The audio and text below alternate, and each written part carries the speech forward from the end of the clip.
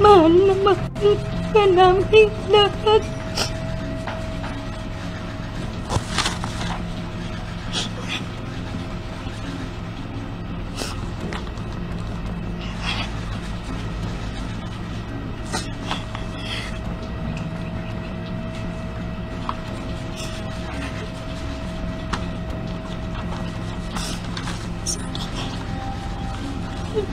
Sorry.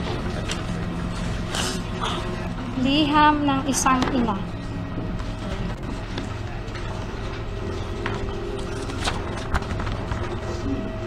Magandang umaga muli.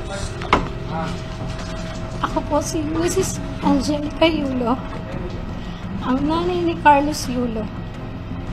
Ako po ay narito para ipahayag ang aking huling pananalita hinggil sa girian sa aming pamilya at ng panig ng anak ko, kasama ang kanyang GF na si Chloe San Jose.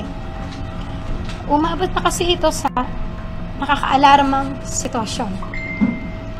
Dahil buong sambayanan alam na at nakaabang na sa mga susunod na salita ng bawat isa, nananatili lamang pribado at inaayos sa petobya mo.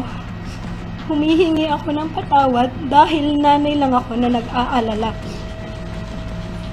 Matanda ka na, kaya mo nang magdesisyon para sa sarili mo. Bukas ang aming pintuan sa tahanan, may pera ka o wala, kung nanaisin mong bumalik. Magdesisyon para sa sarili mo. Bukas ang aming pintuan sa tahanan, may pera ka o wala, kung nanaisin mong bumalik sa amin. Hindi na pwedeng bawiin ang nasabi, ang amin lang, handa na ako at ang papa mo mag-usap tayo ng bukas ang loob na may pangunawa kung kwento at hindi nila ito lubos na nauunawaan. Gayunpaman, humihingi ako ng patawad sa iyo at sa sambayanan sa mga nasabi ko sa interview. Pagod at puyat ako sa kapapanood sa iyo ng mga panahon na yon. Di makatulog sa tuwa kahit tapos na ang iyong laban. Hindi ako nakapag-isip ng mabuti nang nirapido ako ng mga tanong ng mga reporter tungkol sa bagay na dapat ay tayo lamang ang nag-ayos. Patawad, anak. Iintindihan ko na maaaring tignan ng iba na kaya lamang ako nagsasalita ngayon ay dahil sa iyong tagumpay at kasaganaan. Ako ay nagsasalita para ilagay na sa katahimikan ng issue. Bukas ang pintuan para pag-usapan ng personal na walang galit. Hindi man humantong sa pagkabuo ng pamilya naway maipanatili natin ang respeto sa isa't isa at sa dignidad ng pamilya. Kung hindi man tayo magkaayos, sana sa pagdating ng panahon, maunawaan ang aking panig, intensyon at hindi ang ingay.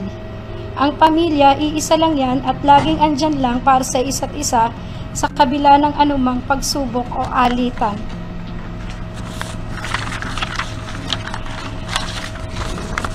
Ito'y pilit nating unawain hanggang wala na tayong maisip kung hindi ang mag-ayos siguro. At sa sambayan naman, sana ay ipagdiwang na lang natin ang tagumpay ng anak ko, gumawa ang anak ko ng kasaysayan para sa ating bansa. Lahat tayo ay magpasalamat kay Kaloy para sa karangalang iuuwi niya para sa bayan.